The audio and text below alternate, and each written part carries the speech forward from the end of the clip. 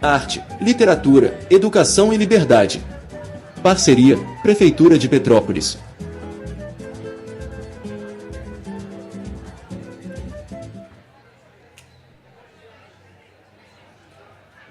Acabou?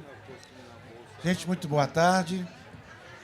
O pessoal vai tirar o reservado, vai manter o reservado? O que você deseja? Opa. Quem quiser chegar aqui mais para frente, eu agradeço.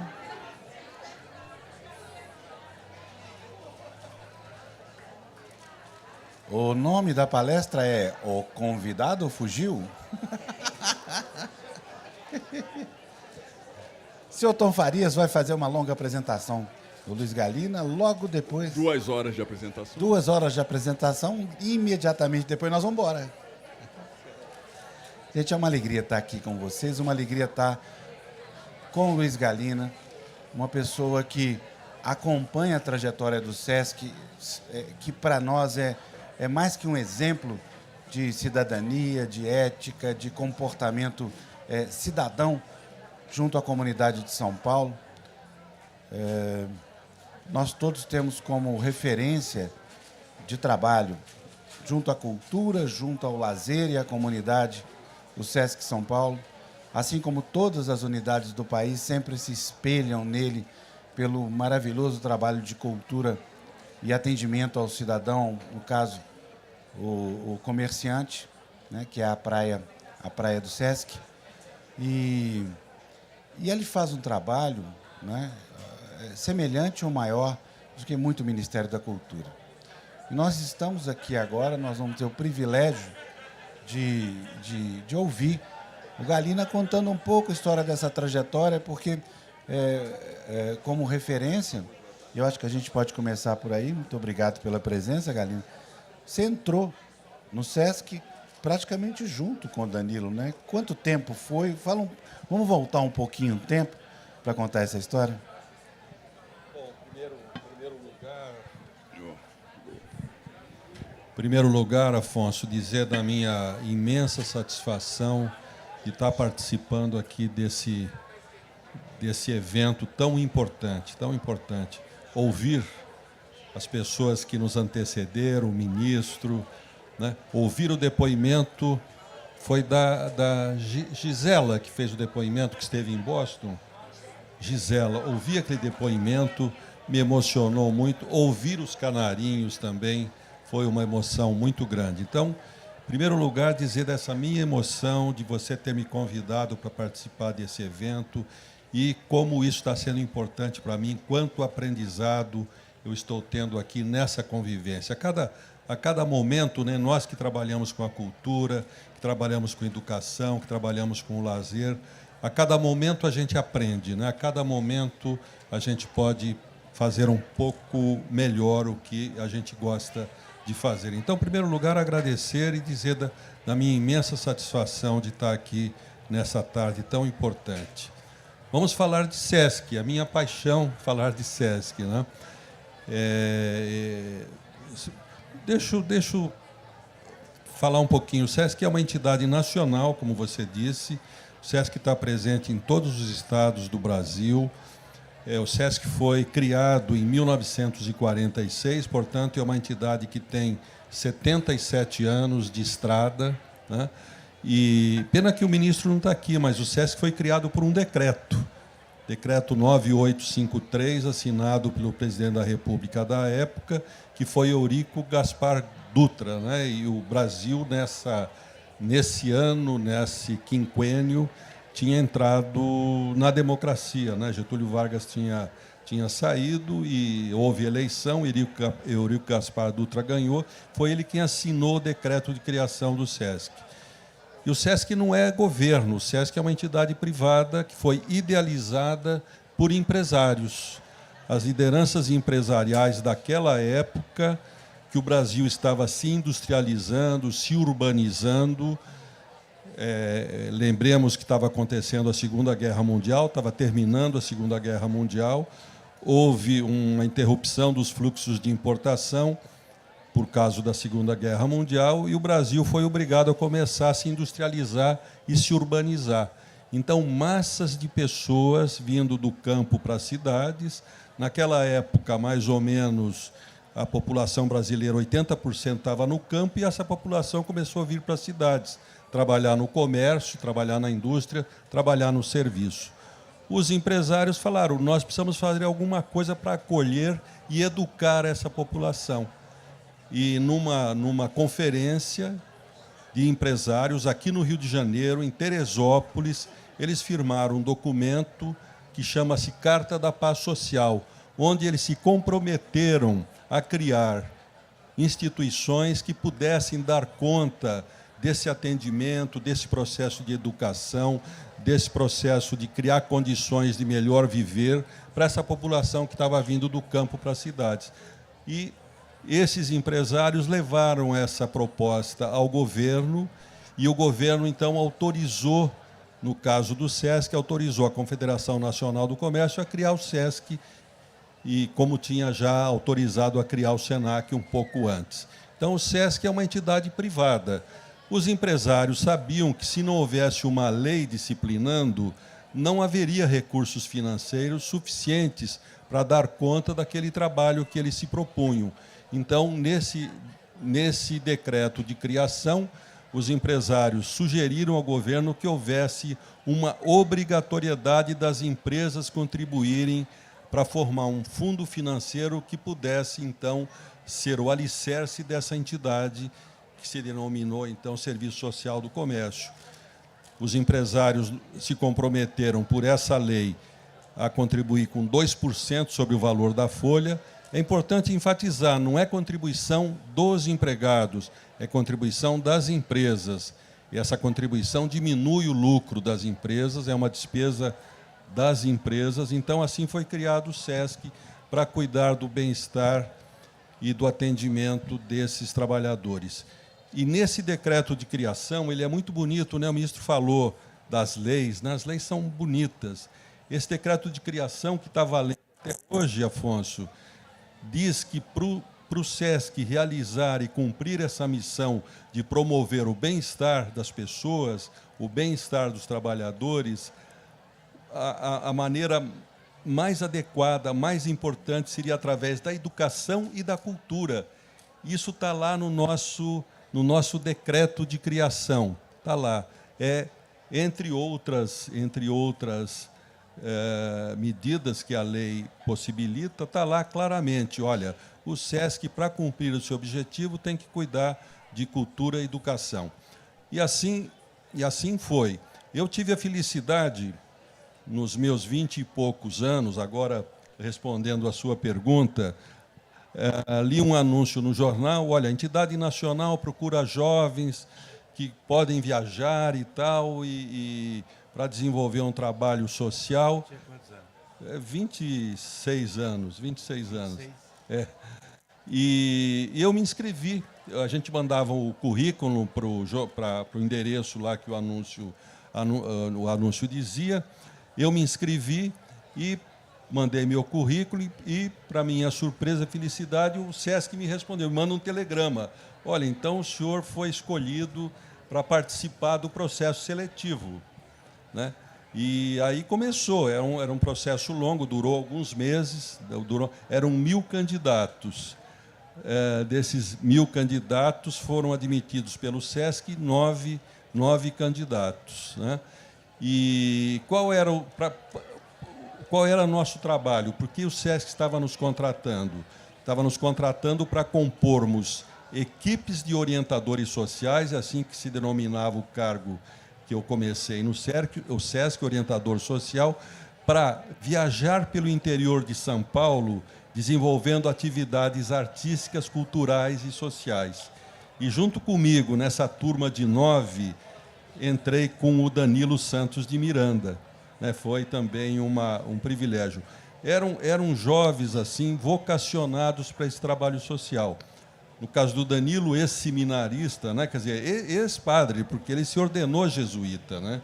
Ele se ordenou jesuíta, ele abandonou a batina pelos motivos dele, não sei quais foram, né? E então os profissionais que entravam no SESC nessa época para compor essa equipe de orientadores sociais Eram ex-seminaristas, eram ex-pastores, né, várias denominações religiosas.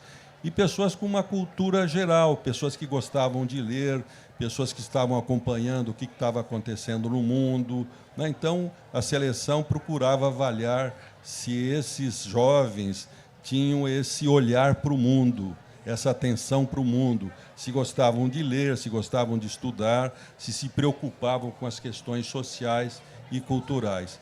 E assim, então, começou a minha carreira no SESC, junto com o Danilo. Nós compunhamos equipes de 3 orientadores sociais, tínhamos um veículo e viajávamos pelo interior. Nesse veículo, nós tínhamos um projetor de cinema, me lembro da marca até hoje, Vitor Calarte, era um projetor de 16 milímetros.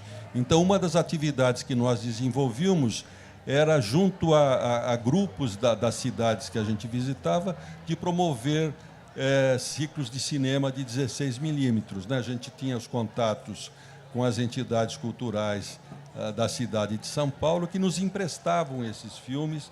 Então, uma das coisas que a gente fazia era levar esses filmes importantíssimos. Né? Qual ano isso? Isso eu comecei em 69, em 1969. Né?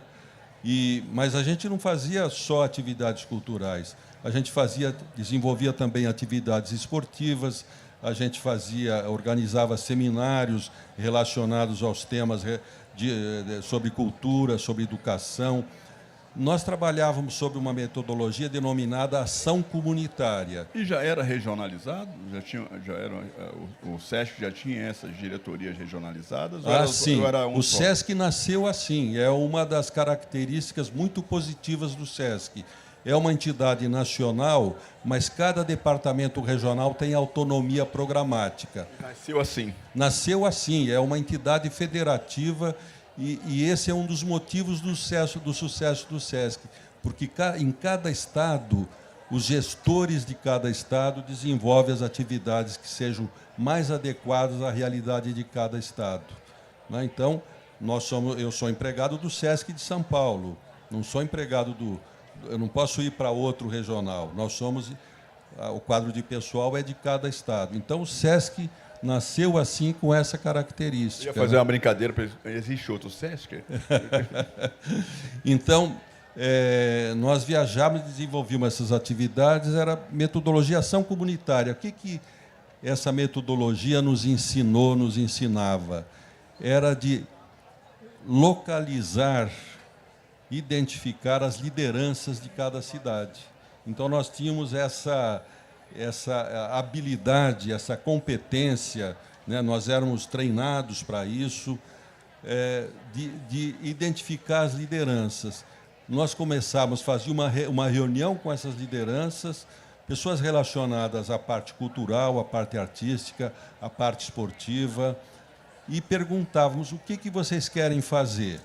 Nós temos aqui equipamentos, nós temos um conhecimento, um poder de juntar as pessoas. O que vocês querem fazer? Então, a partir dessa escuta, nós organizamos a atividade. Né? Então, por exemplo, a primeira cidade que eu trabalhei, que foi Garça, no interior de São Paulo, tinha um pessoal que gostava, na parte esportiva, de arco e flecha. Esse representante, ele falou: nós gostaríamos de fazer um torneio de arco e flecha. E assim fizemos. Mas eu não entendia nada de arco e flecha. Então, quem organizava era a pessoa da cidade, que conhecia a modalidade. E assim a gente fazia com todas as atividades. Né? A pessoa que gostava de música. Bom, o que nós podemos fazer de música? Não, poderíamos fazer isso e aquilo e tal. Então, as demandas surgiam da escuta do que essas lideranças que conheciam a cidade achavam que era mais importante. E esse trabalho, depois da Unimos, chamava-se Unidade Móvel de Orientação Social.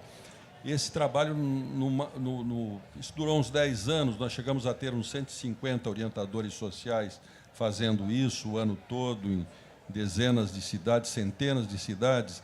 Isso foi mudando a cara do SESC, essa dinâmica de trabalho, de escuta, o que é melhor fazer, isso foi passando também para as unidades fixas. Esses orientadores sociais que tiveram esse aprendizado riquíssimo, comunitário, de ouvir, de entender, de fazer o que a comunidade queria, isso, de certa maneira, é o jeito de nós trabalharmos hoje nas unidades fixas, da gente estarmos atentos ao que é mais necessário naquele momento, o que as pessoas estão mais precisando naquele momento. Então, eu tive essa felicidade de entrar no SESC com o Danilo. Depois de alguns anos, o Danilo foi convidado para ir para o SENAC. Estava havendo uma mudança no SENAC de São Paulo. Ele vai para o SENAC. No SENAC, ele assume a área de gestão de pessoas. Fica lá, acho que uns 5 ou 6 anos. Quando o Abraham Scheiman assume a presidência do SESC, presidência da FEComércio, a presidência do SENAC, o Abraham convida o Danilo para voltar para o SESC e para ser diretor regional. Então, o Danilo foi diretor regional por 40 anos, né? E trouxe, a grande contribuição do Danilo para o nosso trabalho, né, foi essa centralidade da cultura não só como expressão artística, mas a cultura como um modo de vida. O Danilo dizia, não, a cultura é como a pessoa se veste, como a pessoa se alimenta, como a pessoa se relaciona, quais são os valores que cada pessoa tem, que religião essa pessoa tem ou não tem religião, quer dizer, quais são os traços culturais nesse sentido antropológico que precisa ser respeitado. Nós que trabalhamos com educação e cultura, temos que conhecer essas características da cultura. Então, o Danilo trouxe essa centralidade e ele nos deixa isso como um grande legado. Né? Deixa isso como um grande legado. Nós hoje temos, no SESC de São Paulo, 8.000 funcionários, temos 42 unidades, centros culturais e desportivos, que são verdadeiros centros de convivência. Só te interrompendo, essa história das unidades, ela é peculiar do SESC? É peculiar do SESC, é peculiar. Nós não conhecemos, eu não conheço, pelo menos, outras instituições que desenvolvessem essa metodologia, sabe? Pois não? Falar um pouco disso, dessa história dessas unidades.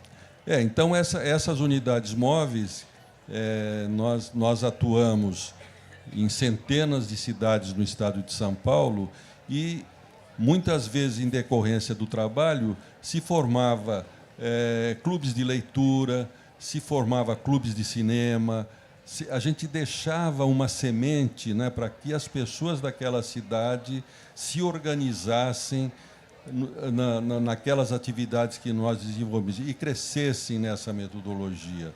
Então, isso era muito importante. Nós trabalhávamos com todas as faixas etárias da cidade, mas era muito importante para os jovens, porque imagina o interior de São Paulo na década de 70.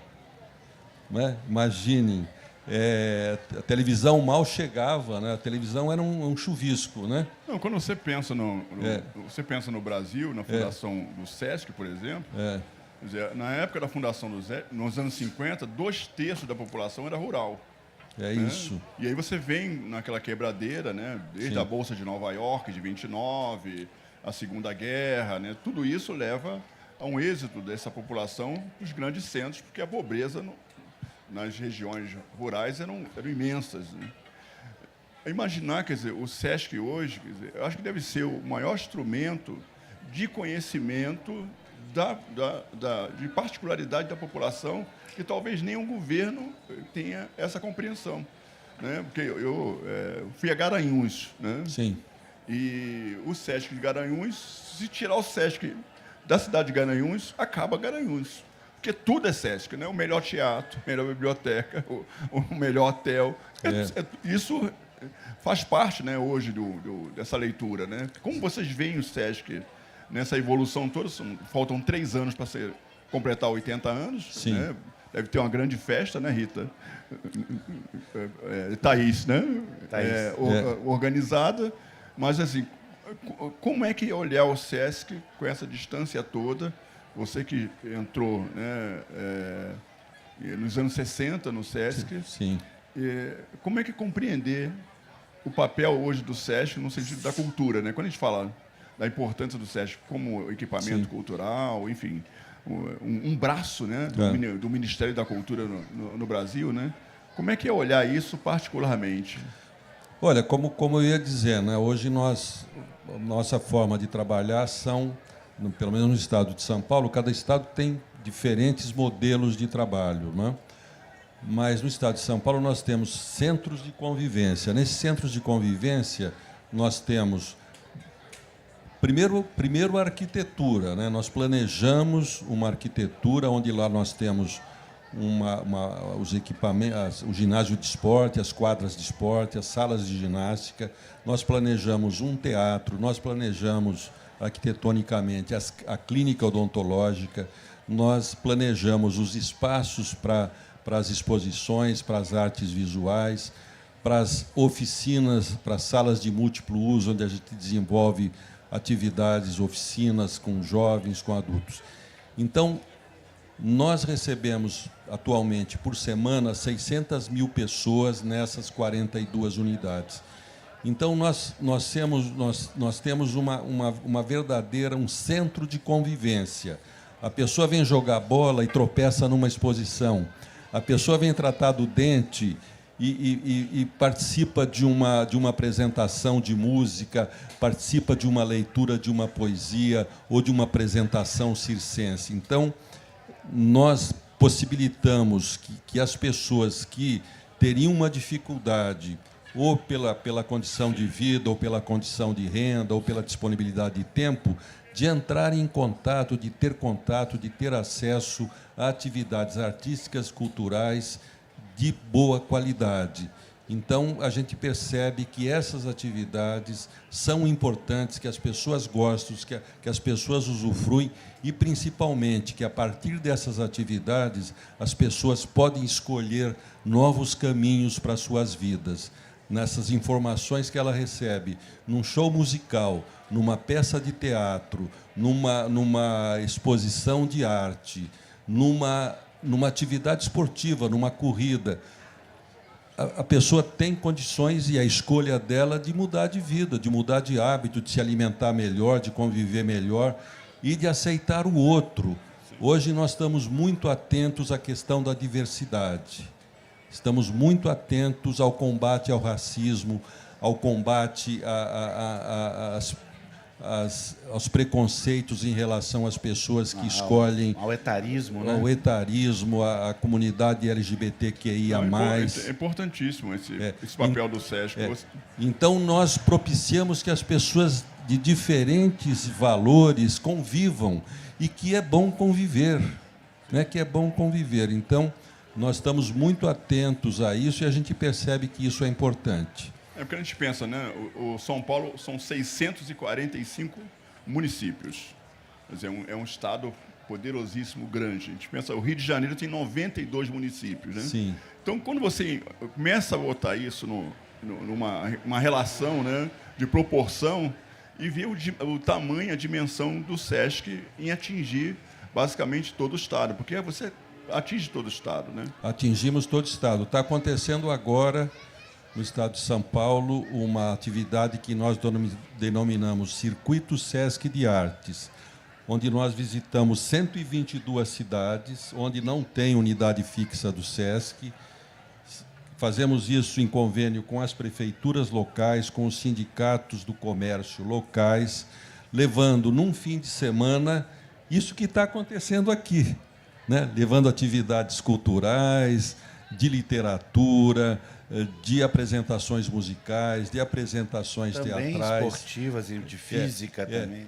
E, é claro, a gente atende as pessoas, a gente faz isso nas praças públicas das cidades, a gente tem uma frequência muito boa, mas muito mais do que a frequência, essa atividade, Circuito SESC de Arte, sensibiliza as autoridades municipais, para que essas autoridades percebam o quanto é importante, o quanto a população da cidade, e como a gente está vendo isso aqui, quando a gente faz uma coisa bem feita, as pessoas participam, as pessoas precisam disso, precisam sair daquela coisa só do trabalho, só da obrigação, às vezes, familiar ou da obrigação profissional, e ter esses momentos riquíssimos, né, de lazer, de troca, de a gente ouvir pessoas como ouvimos agora, né, o nosso ministro falar essa maravilha da vivência dele, da história dele, da valorização da democracia.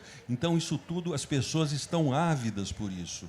Então, quando a gente faz esse circuito Sesc de arte, em cada cidade, além de atender as pessoas, a gente está falando, senhor prefeito, senhor vereador, o senhor quer votos, fiquem atentos, porque a população precisa e valoriza as atividades artísticas, culturais e esportivas e de lazer e de convivência social.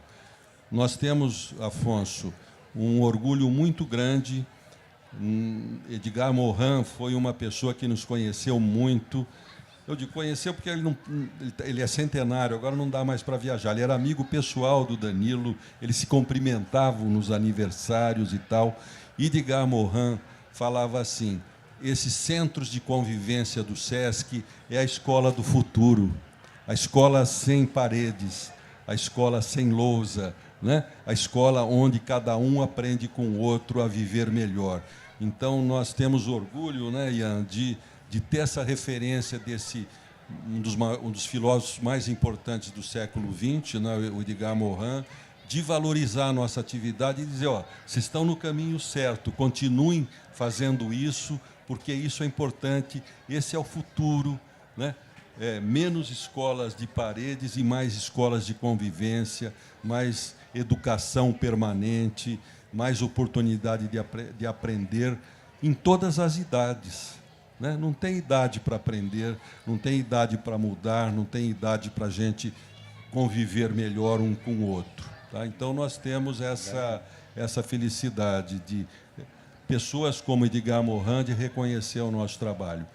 Mas o Sesc é do Brasil, você falou de Garanhuns.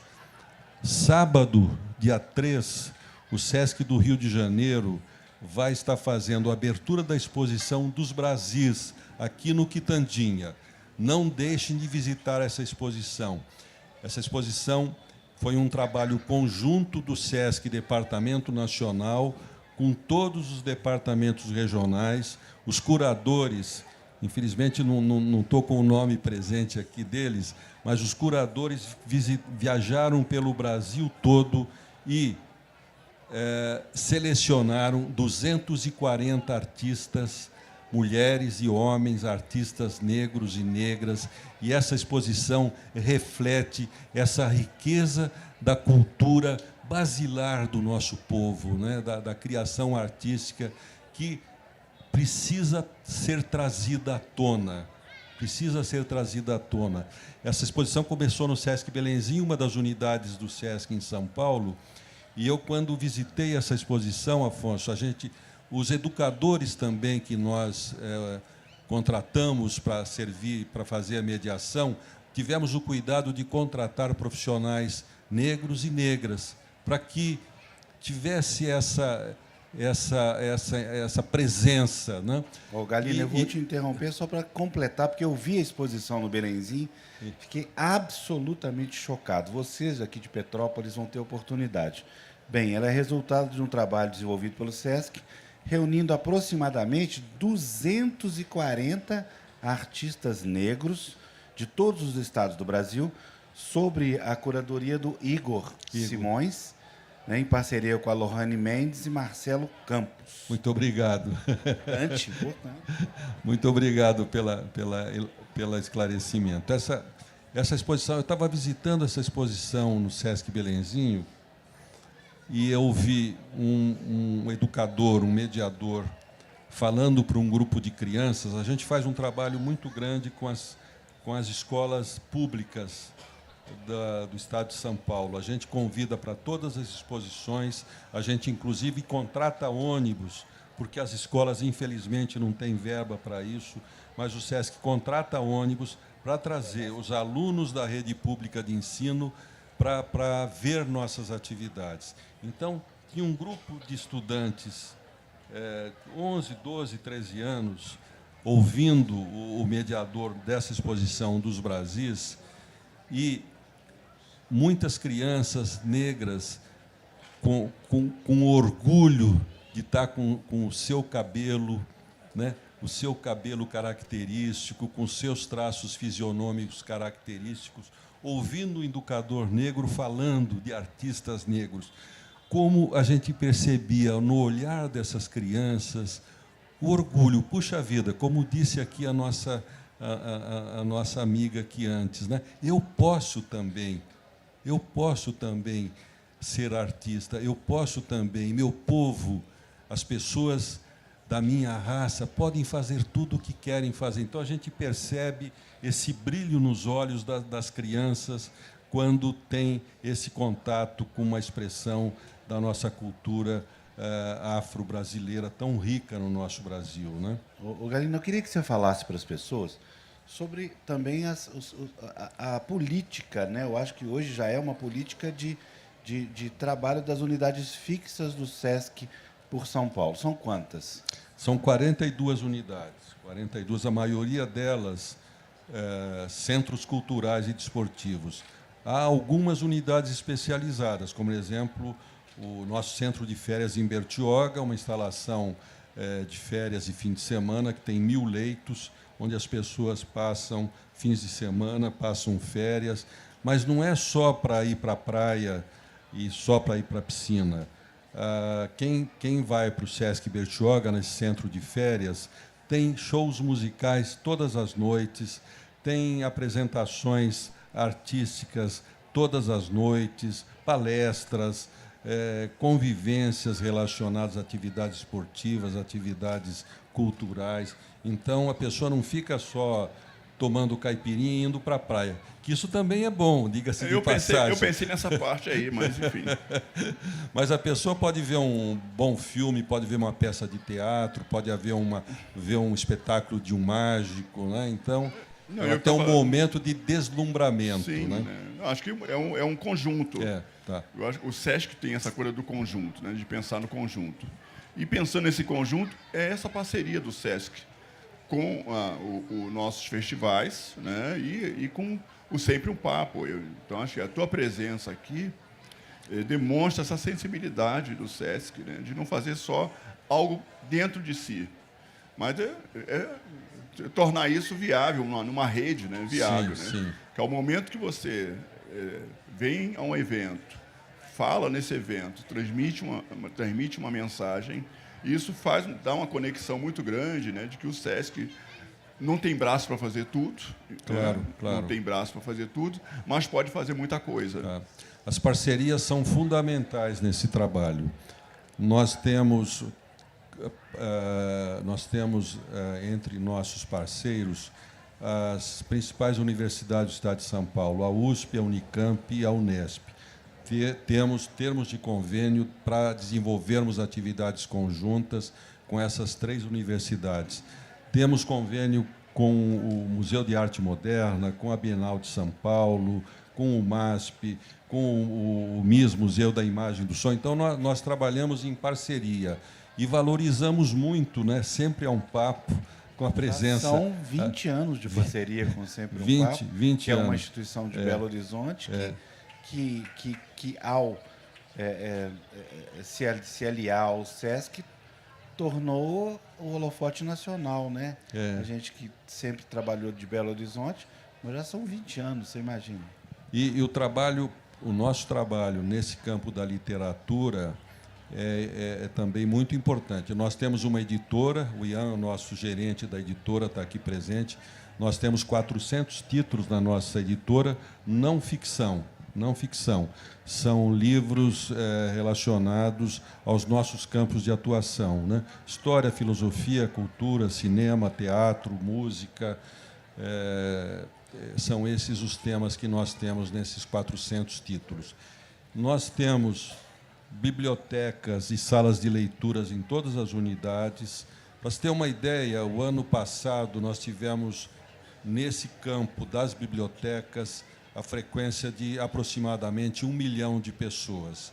Então, são bibliotecas acessíveis, para leitura local, para empréstimo, com equipamentos para pessoas com deficiência visual. Então, para dar o exemplo, a parte de literatura, de biblioteca, é uma parte central no nosso trabalho, porque o livro liberta, né? Uma pessoa lê um livro, ela pode, por essa leitura, mudar de vida. Né? Pode mudar de vida. Então, Magalina, você está falando da questão, né, da leitura, mas o quanto, né, o SESC também promove festivais, né? Quanto o SESC promove festivais? Tem o Festival da Palavra, enfim, vários festivais também de literatura promovidos pelo próprio SESC, né? Ah, então, sim. esse fomento de ideias a partir da literatura também hoje é um know-how do SESC, porque É importante. A gente faz em diversas escalas, né, que vocês estão fazendo aqui, de levar escritores às nossas unidades para fazermos palestras, para fazermos lançamento de livros. Essa é uma atividade muito frequente em todas as nossas unidades no estado todo. Né?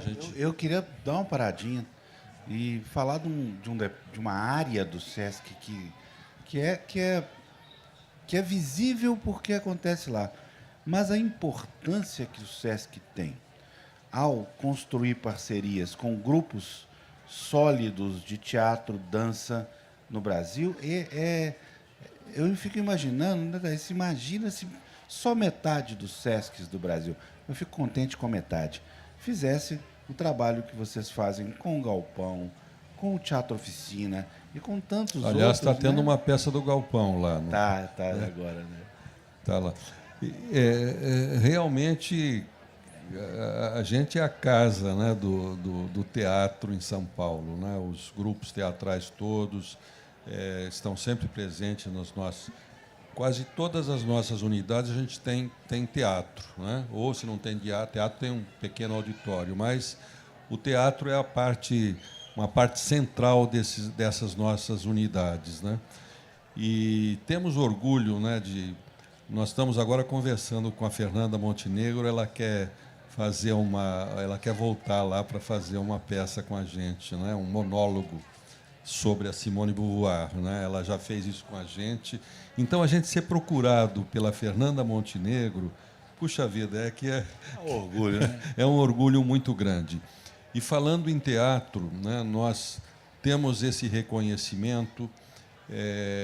O Danilo conseguiu, há 2 anos, mais ou menos, nos entendimentos que houve com a Funarte.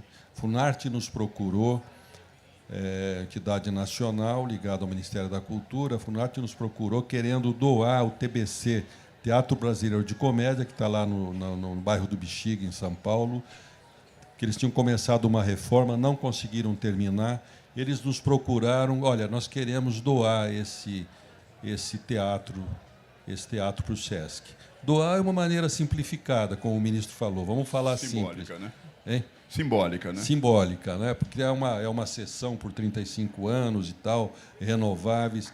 Então, nós assumimos o TBC. O TBC é, para a história do teatro no Brasil, uma das casas mais importantes. Passaram por lá todos os grandes atores, todas as grandes atrizes, a própria Fernanda Montenegro, Raul Cortez, enfim. Se a gente pegar essa geração mais antiga dos diretores, dos produtores, das atrizes, dos atores, esse pessoal começou no TBC, Teatro Brasileiro de Comédia. Então, nós vamos administrar esse espaço, vamos terminar a reforma, vai demorar um pouco, vai ficar pronto em 2028, mas nós temos também muito orgulho da Funarte ter reconhecido no SESC... Teatro Brasileiro de Comédia é a história do teatro. É a história do teatro no Brasil, né? Alina, a gente está caminhando para o final. Que pena, está tão bom o papo. Falamos do passado, falamos do presente. Sim. Agora temos um futuro pela frente, né? Sim. O SESC tem inúmeros planos de expansão, né? As unidades, os departamentos do SESC em todas as áreas, né? Leitura, literatura e artes e tudo. Queria que você deixasse uma mensagem para o futuro para a gente. Muito bem, nós estamos com um projeto estratégico de expansão da nossa rede física. um projeto muito forte, né? Nós vamos, esse ano, inaugurar uma unidade em Franca, no interior de São Paulo. É uma unidade que tem mais ou menos 30 mil metros quadrados de área. Estamos construindo um SESC na cidade de Marília, também no estado de São Paulo. Também centros culturais e desportivos com esse, né, teatro, são unidades esporte, construídas do chão, né? Do chão. Não, são projetos arquitetônicos. A gente faz um concurso arquitetônico, contrata os melhores arquitetos do mercado. Então, nós estamos terminando a obra de Franca, estamos fazendo a obra em Marília, que inauguramos o ano que vem. Estamos fazendo um grande centro cultural e desportivo no centro de São Paulo, ao lado do Mercado Municipal, que é um lugar icônico e turístico da cidade de São Paulo. E aquele prédio em frente ao Teatro Municipal. Exatamente. Lá ali. É o SESC Dom Pedro II, que vamos também inaugurar o ano que vem.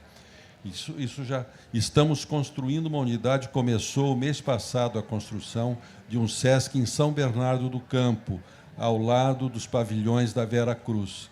A prefeitura nos doou um terreno lá. Aliás, esses terrenos de Franca e de Marília foram doados pela prefeitura, né? O terreno do Parque Dom Pedro II, doado pela Prefeitura de São Paulo também, o que é um reconhecimento do nosso trabalho, né? E vamos começar agora, nos próximos 3 meses, uma obra de uma unidade em Limeira, interior de São Paulo. Temos o projeto arquitetônico pronto para construir uma unidade no Campo Limpo, bairro da Zona Sul de São Paulo, uma área, sei lá, moram 2 milhões de pessoas nessa redondeza de Campo Limpo, extremamente carente essa região da cidade de São Paulo. O projeto está na prefeitura para a prefeitura aprovar. Está na prefeitura para a prefeitura aprovar da cidade de São Paulo o SESC em Pirituba, zona norte da capital. Está para a prefeitura aprovar o projeto do SESC em São Miguel Paulista, extremo da zona leste de São Paulo. Projeto maravilhoso. Também Pirituba, São Miguel Paulista, também foram doações da Prefeitura Municipal de São Paulo. E compramos recentemente um terreno em Sapopemba, também no extremo da zona leste de São Paulo, divisa com a cidade de Mauá e cidade de Santo André, e lá vamos desenvolver um projeto. Vamos começar agora a contratar o arquiteto para fazer o projeto arquitetônico. Tem uma ideia de demanda, quando a gente fala, quando você está falando de tantos, né, unidades novas que vêm por aí, daqui a 10 anos as unidades estão todas em pleno funcionamento, né? Uma cidade de 13 milhões de habitantes, maior do que Portugal, né? Assim, isso é medido através de uma demanda, sei lá, o SESC precisa atingir 60%, 80%. Olha, isso é baseado na procura também, né? A nossa lógica é baseada nos recursos, né? Se nós pudéssemos ter um SESC em cada cidade, haveria demanda, né? Se nós pudéssemos ter um SESC em cada distrito da cidade de São Paulo, quando a gente fala de um distrito da cidade de São Paulo, a gente está falando de 1 milhão de pessoas. A Zona Leste de São Paulo tem 4 milhões de pessoas. Então, se nós tivéssemos recursos, haveria demanda para a gente construir centros de convivência, centros culturais e desportivos em todas as cidades do estado de São Paulo, mesmo as menores cidades, não é? E o nosso balizamento é o recurso. O nosso recurso vem de onde a nossa receita? Vem da contribuição das empresas, 1,5% sobre as folhas de salário. Quando a economia está indo bem, quando o emprego com carteira registrada está se expandindo, os nossos recursos crescem. Nós acreditamos que o Brasil vai crescer. E nós acreditamos que hoje nós temos em torno de 10 projetos para a construção de novas unidades, algumas em construções, outras em fase de planejamento.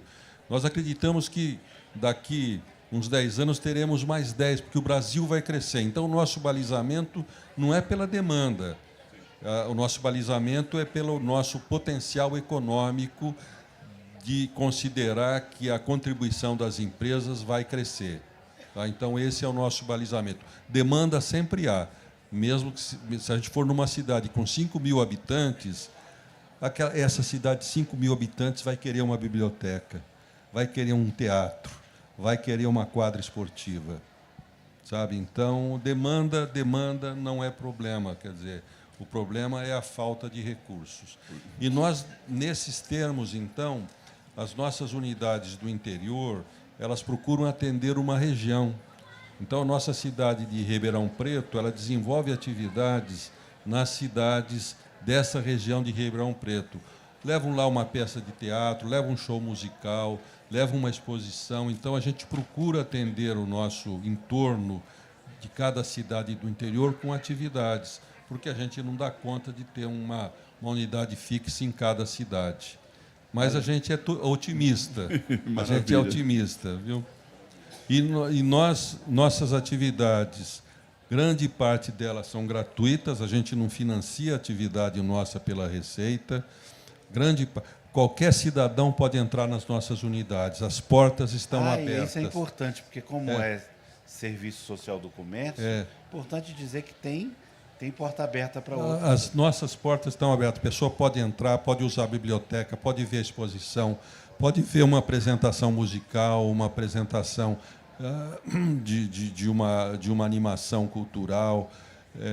E quando a gente cobra, por exemplo, um show musical de primeira linha, que hoje custaria no mínimo R$100, o empregado dessa empresa que nos mantém vai pagar R$10, vai pagar R$12. A gente está muito atento assim à acessibilidade. A nossa prioridade é que a população de menor renda tenha acesso às nossas atividades. E fazemos tudo com qualidade. A nossa arquitetura é de primeira, o nosso mobiliário é de primeira, os nossos jardins são bem cuidados, os nossos banheiros são limpos, os nossos vestiários têm água quente, né? E os nossos restaurantes são impecáveis na qualidade da alimentação. Por quê? Porque é para o trabalhador. Nós, quando inauguramos o SESC de Interlagos, está fazendo, acho que foi 75, né? Faz muito tempo.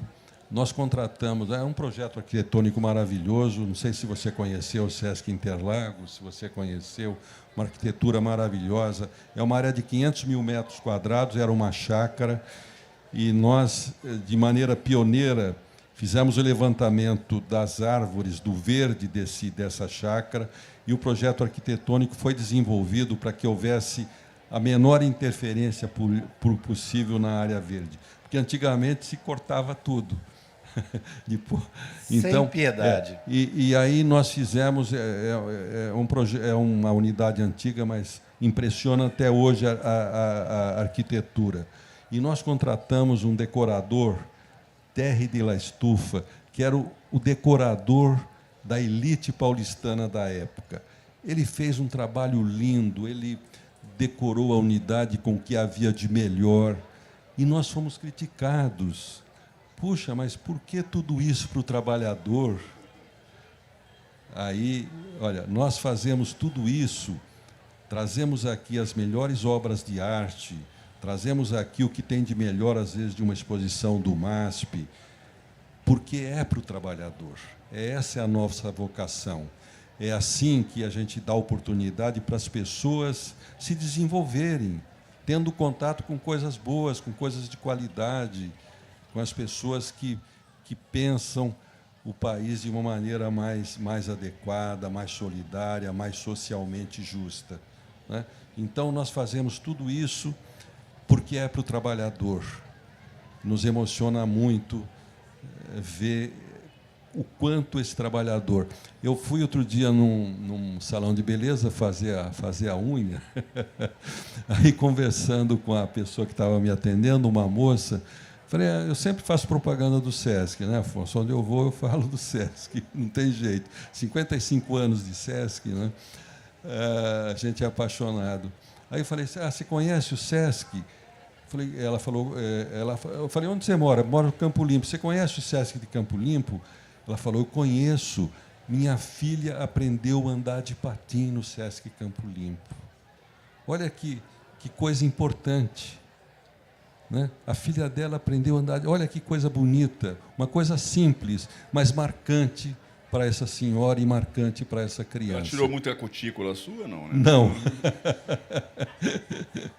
Galina, só tenho que te agradecer demais e dizer que não só o Sesc São Paulo é parceiro dos nossos festivais há muito tempo, assim como também do meu projeto Sempre um Papo, que, para quem não sabe, tem 38 anos de existência, 20 com o Sesc. E a presença do Galina aqui, da Thaís, do Ian, se justifica pela grandeza, pela importância do trabalho cultural, em especial do Sesc em São Paulo. E eu sempre falo, quem dera todo o Estado brasileiro se espelhasse no trabalho do Sesc São Paulo e estes Sescs replicassem esse serviço para lá. Muito obrigado, viu, Galina? Olha, eu que agradeço. Eu quero dizer também que a gente não faz nada sozinho, né? Então, o nosso trabalho, eu falei que nós temos 8.000 funcionários hoje. São funcionários altamente qualificados. Nós temos processos seletivos para todos os cargos. Ninguém entra no Sesc porque é primo de alguém, o parente de alguém, o amigo de alguém. O cozinheiro, o jardineiro, o motorista, o animador cultural, o educador de atividades, todos passam por processos seletivos e, felizmente, pra você ter uma ideia, animador cultural, quando a gente abre o processo seletivo, a gente tem em torno de 20.000 candidatos. Então, a gente é procurado por profissionais vocacionados para essa área. Desses 20.000, a gente, às vezes, vai contratar 20 ou 30 e depois deixa lá um banco de talentos para até 2 anos. Então, nossos profissionais são bem selecionados, bem treinados. Nós damos oportunidade para todos os funcionários estudarem. Bolsas de estudo para graduação, para pós-graduação, para especialização, aqui e no exterior. Aqui no exterior. Há um preconceito no Brasil, né? Quando se fala em exterior, pensa que é desperdício. Mas fazer um programa, um aprendizado num outro país é muito rico. A gente cresce muito pessoal e profissionalmente. Então, nós temos... E nesse decreto de criação do Sesc tem lá um artigo que a gente não pode contratar parentes de até 3º grau do Sesc. Então, eu não posso contratar meu filho, nem contratar minha mulher, que seria a melhor profissional do mundo. Não dá. Até 3º grau não pode ter parente, nem dos dirigentes, né, do nosso conselho. Nós temos um conselho que representa as empresas que contribuem para o Sesc, ligados à Federação do Comércio, né? Nem desses conselheiros, nem nós, empregados, a gente pode contratar até o 3º grau. Então, isso nos dá uma autonomia de ter profissionais comprometidos com o trabalho, né? Isso a gente tem que reconhecer. Né? Você vê um educador nosso dando uma aula, puxa, a pessoa está lá de corpo e alma dando aquela aula. Você vê um educador fazendo uma mediação de uma exposição, você fala, puxa, esse cara está no lugar certo, no trabalho certo. Você vê um jardineiro cuidando da planta. Aliás, jardineiro é uma profissão interessante, os caras se apaixonam pelas plantas. É muito bonito, é muito bonito. Né? Então, a gente tem essa felicidade de ter esse quadro de pessoal muito comprometido, 50% homem e 50% mulher hoje. Está equilibrado. E o quadro gerencial, as mulheres já estão passando na frente dos homens. Eu acho que, só para encerrar, eu acho que isso demonstra, né, essa coisa do investimento do Sesc. Né? Não achar que é gasto, né? Porque quando se pensa, né, vai mandar para o exterior, sim, vai ficar passeando no exterior. Mas eu acho que o Sesc reflete o padrão de investimento que ele quer para a sociedade. E aí eu acho que essa coisa, quando se fala no futuro, né, é o melhor futuro que se espera. Né? É isso mesmo. Bom, obrigado, viu? Ok, uma satisfação estar aqui conversando. Obrigado. Agradeço muito aqui toda a atenção de vocês. E não deixem de ver a exposição dos Brasis do Quitandinha. Está lindo demais.